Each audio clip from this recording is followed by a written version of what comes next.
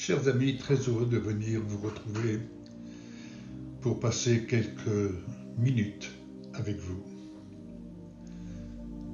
Je voudrais m'entretenir avec vous en vous posant une question que certainement beaucoup se posent en définitive. Quand je dis beaucoup, que ce soit chrétien ou non-croyant, vivre la foi, c'est quoi?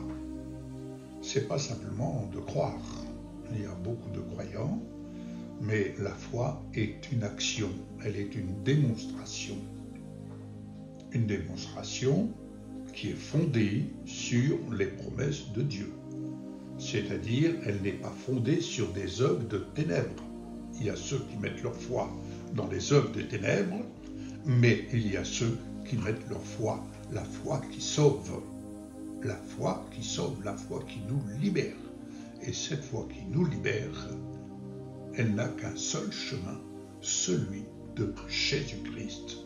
Et Jésus-Christ, corps glorifié. Mais Jésus-Christ est passé par l'œuvre de la croix.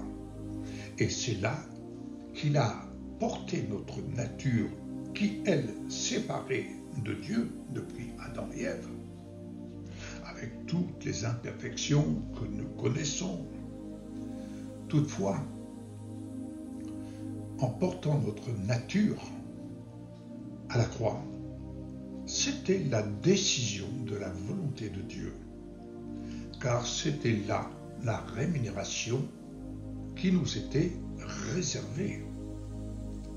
C'est pourquoi il est capital de reconnaître l'œuvre accomplie par Jésus à la croix lorsqu'il a dit « tout est accompli ». C'est important de reconnaître que l'œuvre de Jésus est l'œuvre qui nous sauve de la malédiction pour nous introduire dans la perfection de sa gloire. Ainsi, la foi, c'est quitter un mode de vie pour nous projeter dans le mode de vie que Jésus nous donne de vivre avec lui, en lui et par lui. Alors la foi, si je vous dis que la foi, c'est apprendre à se voir en Jésus-Christ, parce que c'est là que Dieu, aujourd'hui, notre Père, il nous voit dans la perfection. Tenez, je vous donne un exemple, une illustration que vous trouvez dans les évangiles. Lorsque le fils prodigue est revenu, alors qu'il avait mangé, c'est qu'à le dire, tout son héritage que le père lui avait donné, il vivait avec les porcs.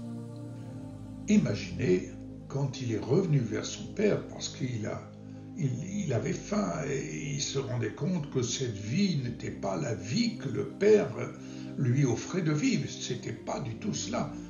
Mais lorsqu'il est revenu vers son père, peut-on imaginer, il est revenu dans un état boueux, il sentait mauvais, bref, je vous passe les détails. Mais qu'a fait le père? Tout de suite, je vais paraphraser, il aurait pu dire, bon, mon ami, on va régler nos comptes, n'est-ce pas?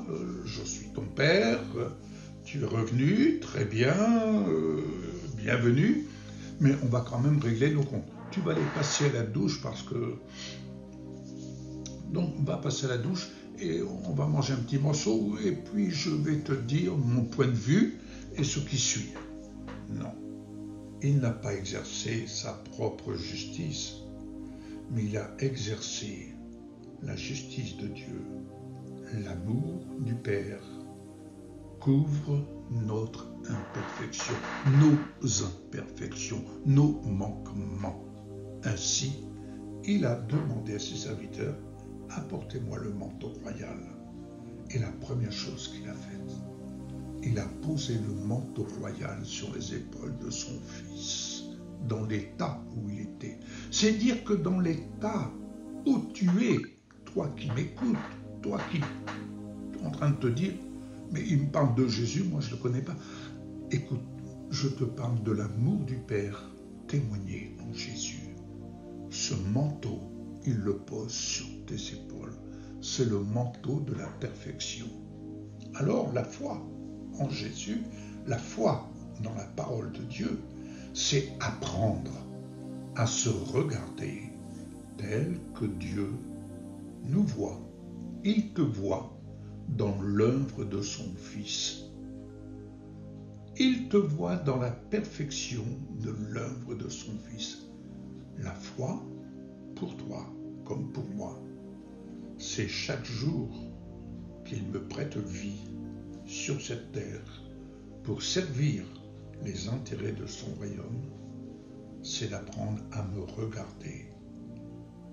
Et c'est apprendre à te regarder dans l'œuvre parfaite de la perfection de son amour qui te couvre. C'est pourquoi la parole nous dit « Revêtez-vous du Seigneur Jésus-Christ ».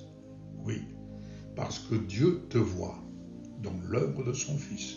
Tu enlèves Jésus, Dieu te voit dans toutes tes imperfections et il ne supporte pas la vue du péché, c'est-à-dire la vue du manquement à ses promesses.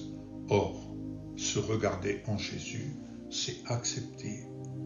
En Jésus-Christ, nous avons tout pleinement, et en Jésus-Christ, bien-aimé, il n'y a plus de condamnation pour ceux qui sont en Jésus-Christ, puisque l'amour du Père les couvre. Que l'amour du Père vienne te couvrir en cet instant. C'est là ma prière pour toi. Au revoir et bon courage, bonne journée. Au revoir.